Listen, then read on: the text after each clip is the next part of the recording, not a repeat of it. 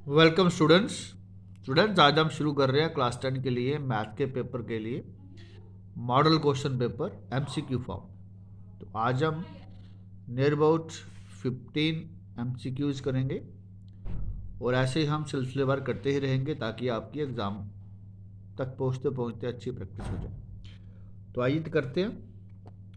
तो the prime factors of 33 are. तो आप ऐसा करिए, साथ साथ में निकालिए। इसका आंसर क्या होगा? इसका आंसर प्राइम फैक्टर में ए 3 11 1, बी है 3 11, सी है 2 3 11 और नन। तो स्टूडेंट्स इसमें हम क्या करेंगे, क्वेश्चन करने से पहले ना हम जो हमारे पास ऑप्शंस है ना उनको एलिमिनेट करते हुए चलेंगे। तो एलिमिनेट करते हुए चलने के लिए क्या करेंगे, देखिए जब इसने पूछा प्राइम फैक्टर्स ऑफ 33, अब आपको पता होना चाहिए कि 33 जो है अगर हम देखें तो ये 3 के टेबल में भी आ सकता है और 11 के टेबल में भी आ सकता है। तो पहले देखेंगे प्राइम फैक्टर इसमें किस किस में है। तो अगर हम देखें तो ये 2 3 और 11 ये तो तीनों प्राइम फैक्टर हैं, अब इसको एलिमिनेट नहीं कर सकते। ये 3 और 11 हैं, इसको एलिमिनेट अब नहीं कर सकते, है ना। तो ये 3 11 और 1 जो है स्टूडेंट्स ये ना प्राइम है और ना ही कंपोजिट है, इसलिए अब 1 यहाँ पे नहीं हो सकता। तो ये वाला ऑप्शन हम यहाँ से एलिमिनेट कर सकते हैं। पीछे बच के हमारे पास 2 बी और सी 3 11, अब 2 3 11। अब आपको पता है कि 33 2 के टेबल में आता नहीं है, तो इट मीन 2 भी फैक्टर नहीं हो सकता। तो अब हम इसको भी एलिमिनेट कर लेते हैं। अब पीछे बचा 3 और 11। अब देखो ये क्या 3 के टेबल में है? यस। 11 के टेबल में है? यस। तो अब हमारा आंसर क्या हो सकता है? 3 और 11 वाला पार्ट बी हो सकता है। तो आई होप सो कि आपको क्वेश्चन नंबर 1 समझ आ गया। आइए चलते हैं question number 2। Volume of frustum पूछा है। अब आपको अगर वॉल्यूम ऑफ फ्रस्टम का फार्मूला याद है तो फिर तो आप फटक से कर लोगे, अगर नहीं याद है तो फिर मुश्किल है। अब देखो, अब वॉल्यूम ऑफ फ्रस्टम में पहला लिखा है पाई एच आर का स्क्वायर प्लस छोटा आर का square plus R R, B 1/3 pi R का स्क्वायर प्लस आर का square plus R R. Third है 1/3 पाई एच आर का स्क्वायर आर आर और नन। तो देखो यहाँ पे हमने फ्रस्टम ऑफ कोन है ना, तो इसमें अगर हम देखेंगे तो ये कोन कुछ ऐसा फ्रस्टम होता है, ये है ना। और मैंने अभी इसका वॉल्यूम का फार्मूला आज से पिछले वीडियो में ही डिस्कस किया था, आई होप सो कि आपने देखा है। तो पहली बात ये है कि इसमें 1/3 लिखा ही नहीं है, क्योंकि ये कोन है तो कोन में 1/3 हमने अक्सर पढ़ा है। अब यहाँ पे कैसे बना, क्यों बना, वो अभी डिस्कस नहीं करूँगा। तो इट मीन ये तो नहीं हो सकता। फिर यहाँ पे 1/3 पाई एच तो है नहीं, इट मीन ये भी नहीं हो सकता। अब इसमें बचा अब यही और नन, तो इसमें 1/3 पाई एच आर का स्क्वायर आर, तो आपका आंसर यही होगा। आई होप सो कि आपको दोनों क्वेश्चन समझ आ गए। आइए चलते हैं क्वेश्चन नंबर 3 पे। लिखा है quadratic equation a x square plus b x plus c equal 0। A कभी भी 0 नहीं होगा, हैज़ 2 इक्वल रूट्स। अब आपको पता है कि अगर हमारी इक्वेशन का डिस्क्रिमिनेंट इक्वल टू 0 हो तो वो रूट्स क्या होते हैं? इक्वल होते हैं। बस आप देखो इक्वल टू 0 वाला तो एक ही ऑप्शन है। ये ग्रेटर देन 0 होंगे तो क्या होगा? रियल होंगे। लेस देन 0 होगा तो नॉन रियल होंगे, है ना। ठीक है। अब चलते हैं S C F of 13 and 21। अब 13 और 21 का एस सी एफ निकालना है। स्टूडेंट आपको मैं यहाँ बता दूँ, हम पहले नंबर चेक करने हैं। ऐसे अगर मल्टीपल चॉइस क्वेश्चन है तो अगर इनमें से कोई भी अगर एक भी प्राइम होता है और दूसरा कंपोजिट है तो एस सी एफ हमेशा 1 होगा। ठीक है, आप निकाल के देख लेते हैं। देखो ये 21 है ना, ये 13 से है, 13 1 जा 13, कितने हुए? 11 में से 3 के तो 8।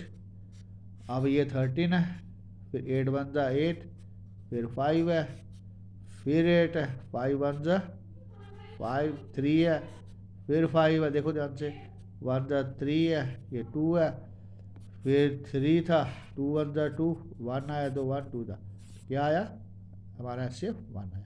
पर ये ध्यान रखना अगर एक प्राइम मिल गया या दोनों प्राइम मिल गए तो एचसीएफ हमेशा कैसा होगा, 1 ही होगा। तो आई होप सो कि आपको पहले चारों क्वेश्चन आपको पता चल गए। तो ऐसे क्वेश्चन एग्जाम में एक्सपेक्टेड है। तो आ जाइए क्वेश्चन नंबर 5 पे। In a quadratic question a x square plus b x plus c equal to 0, a does not equal to 0, sum of roots and product of roots पूछा है। तो आपको पता होना चाहिए कि सम ऑफ रूट्स और प्रोडक्ट ऑफ रूट्स क्या होते हैं। तो सम ऑफ रूट्स होते हैं माइनस बी बाई ए और प्रोडक्ट ऑफ रूट होते हैं सी बाई ए। तो जो भी इसका ऑप्शन है वो चेक कर लेते हैं।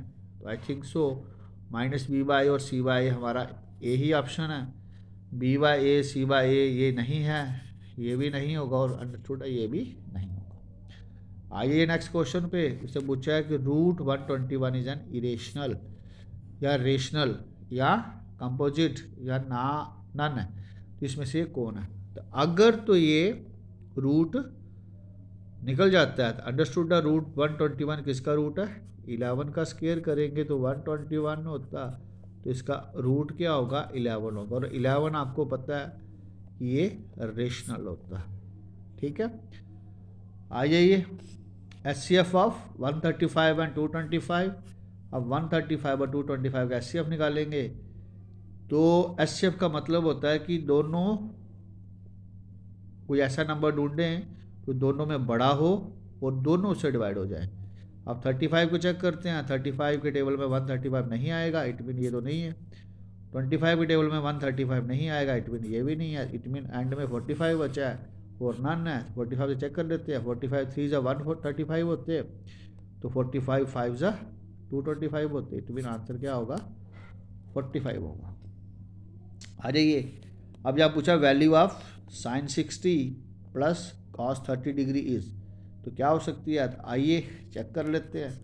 साइन 60 में ये 2 होगा, ये 1 होगा, ये रूट 3 होगा, तो साइन 60 होता है रूट 3/2 प्लस कॉस 30 ये होगा, तो 30 में ये भी रूट 3/2, ये आ जाएगा 2 रूट 3/2, 2 कट गया, तो आंसर आ गया रूट 3। तो ऑप्शन क्या होगा हमारा रूट 3 होगा। आइए चलते हैं नेक्स्ट क्वेश्चन। क्वेश्चन नंबर 9 कह रहा है कि sum of natural numbers is, अगर हमने नेचुरल नंबर का सम करना हो तो उसके लिए क्या फार्मूला होगा, n+1/2 या n² या n/2n, तो n/4n। तो आइए देख लेते हैं इसके लिए कैसे निकलेगा। स्टूडेंट्स देखिए हमारे पास एक ना फार्मूला है Sn n/2 a + l। ठीक है, तो उन्होंने पूछा है कि सम ऑफ नेचुरल नंबर, अगर तो उन्होंने कोई हमें लिमिट दे रखी है तो ये n हमें पता ही नहीं है, तो इट मीन इसकी जगह फार्मूला क्या बन जाएगा a + an। अब इसकी जगह ध्यान से देखना, इसकी जगह क्या बन जाएगा n/2, तो a + n वाली आखिरी टर्म है। अब आपको पता है ये n/2 रहेगा, a कौन होगा नेचुरल नंबर में 1 होगा, तो प्लस n होगा, तो ये बन जाएगा n/2 n+1। हम इसको ऐसे लिख सकते हैं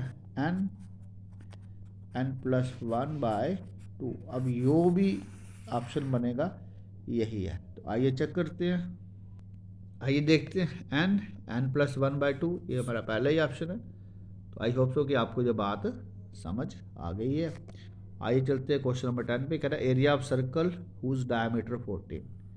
कह रहा है कि एक एरिया ऑफ सर्कल निकालो जिसका डायमीटर 14 है। अगर डायमीटर 14 है तो रेडियस कितनी होगी 7 होगी। और एरिया सर्कल का फार्मूला क्या होता πr², इट मीन 22/7 × 7 × 7, 7 7 कट गए, तो 22 × 7 करेंगे तो 7 2 जा 14, 1 14 1 152 है ना। अब यहाँ पे भी 154 है, ध्यान से देखना, यहाँ पे 154 है, ये 98 है, ये तो नहीं हो सकता।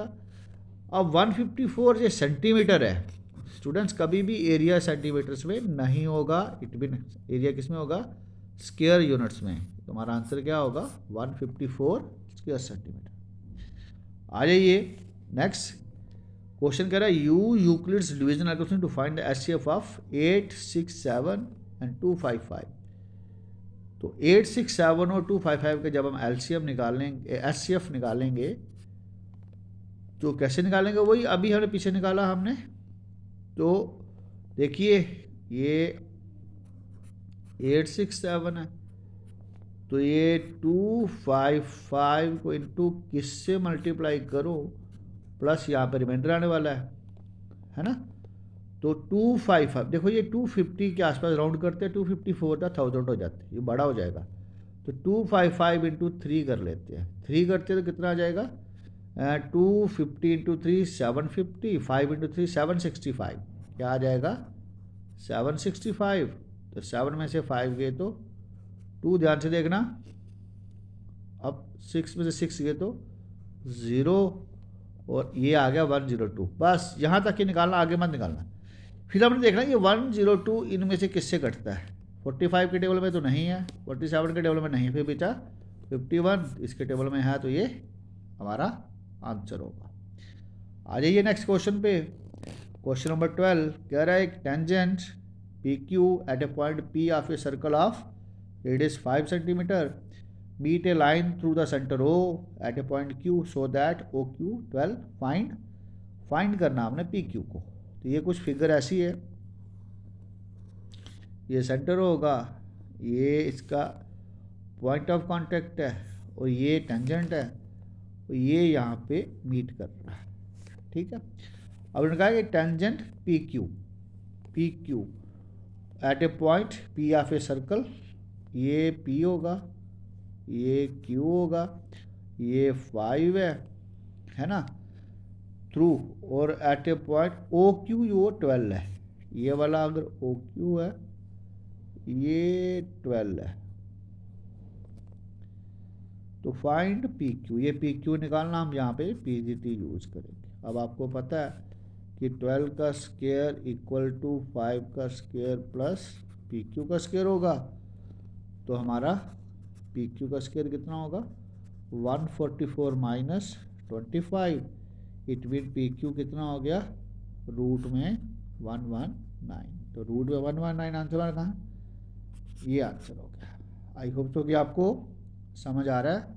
आइए चलते हैं नेक्स्ट अब फिल अप द ब्लैंक में बना रखा है। तो फिल अप द ब्लैंक में पूछ रखा है कि एक circle can have dash parallel tangents at the most. जैसे ये सर्कल है और यहाँ पे एक टेंजेंट जा रहा है और एक टेंजेंट ये जा रहा है पैरेलल, तो मैक्सिमम कितने पैरेलल हो सकते हैं। तो स्टूडेंट्स ये हमेशा मैक्सिमम यहाँ पे 2 टेंजेंट हो सकते हैं, तो आंसर क्या होगा यहाँ पे 2 होगा। अब नेक्स्ट आ गया, तो कह रहा probability of event E plus probability of event not E किसके बराबर होगी, हमेशा याद रखना, probability of E plus probability of E not हमेशा 1 के बराबर होगी, तो आंसर क्या होगा 1 है। Next the probability of an event is greater than or equal to dash and less than or equal to. देखो अभी पढ़ा हमने, ये पढ़ा ई और ई नॉट 1 के बराबर है, हमेशा जो प्रोबेबिलिटी मूव करती है वो 0 से 1 के बीच में, जहाँ तो बड़ी छोटी होगी तो अप टू 0 तक होगी, अगर बड़ी होगी मैक्सिमम तो 1 तक, यानी कि probability of an event is greater than or equal to 1 होनी चाहिए and less than or equal to 0 होनी चाहिए। अब उन्होंने कहा कि distance of a point from y axis, देखो हमारे पास ये ना ये ऐसे एक्स एक्सिस होता है, ये वाई एक्सिस, क्या पूछा, distance of a point from y axis से जो पॉइंट जा रहा फ्रॉम बाई एक्सिस उसको क्या बोलेंगे, ये जो हमारा एक्स एक्सिस है ना इसको बोलेंगे एब्सिस, ठीक है। कह रहा है distance of a point from x axis, अब एक्स एक्सिस से जो दूरी है ये वाई एक्सिस को क्या बोलेंगे हम ऑर्डिनेट। तो आई होप सो कि आपको ये आज के 13 क्वेश्चन जो हमने एमसीक्यू फॉर्म में या fill up the blank form में बना रखे थे वो आपको समझ आ गया है। आई होप सो कि आप मेरे इस वीडियो को लाइक करोगे, शेयर करोगे, अगर चैनल पे नए हो तो चैनल को सब्सक्राइब भी करोगे। तो थैंक यू।